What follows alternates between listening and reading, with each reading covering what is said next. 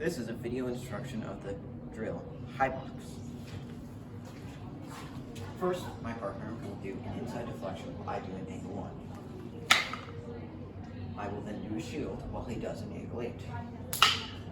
He will then do a roof while I do an angle 8. Each time we do the drill, we will alternate who does the inside deflection and the corresponding roofs.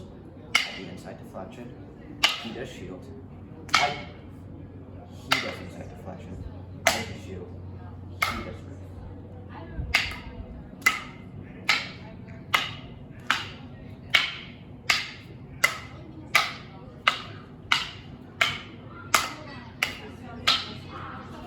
This is how the drill may look in a flow.